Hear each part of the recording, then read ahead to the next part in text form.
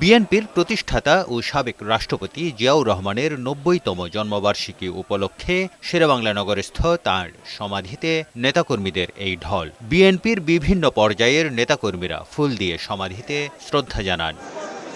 এ সময় নেতারা দলের প্রতিষ্ঠাতা জিয়াউর রহমানের আদর্শ ধারণ করে অভিষ্ট লক্ষ্যে পৌঁছানোর প্রত্যয় ব্যক্ত করেন। আজকে এই প্রেক্ষাপটে আজকে বাংলাদেশের যে একটি টালমাটাল অবস্থা, সেখানে শহীদ জিয়ার আদর্শ খুবই প্রাসঙ্গিক।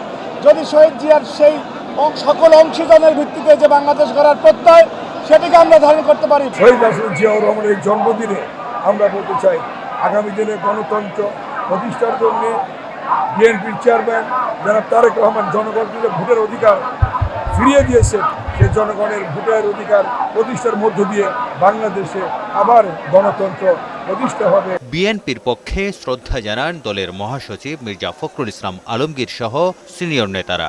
এ সময় মির্জা ফখরুল বলেন, উদার গণতান্ত্রিক রাষ্ট্র প্রতিষ্ঠাই এখন বিএনপির লক্ষ্য। শহীদ জিয়ার যে আদর্শ, সেই আদর্শকে এখানে বাস্তবায়িত করবে, এই শপথ আমরা আজকে এখানে নিয়ে। এখন পর্যন্ত নির্বাচন কমিশনকে দেখেছি যে মোটামুটিভাবে তারা যোগ্যতার সঙ্গেই কাজ করছে। আমাদের যে সমস্যাগুলো একটা আমরা মনে করেছি, সেগুলো আমরা গতকাল তার সামনে তুলে ধরেছি এবং আমরা বিশ্বাস করি যে নির্বাচন কমিশন যোগ্যতার সঙ্গে এই নির্বাচন পরিচালনা করতে সক্ষম হবে। এরপর দলের বিভিন্ন অঙ্গ সংগঠনের পক্ষ থেকেও ফুল দিয়ে শ্রদ্ধা জানানো হয়। তারেক শিকদার, বৈশাখী সংবাদ, ঢাকা।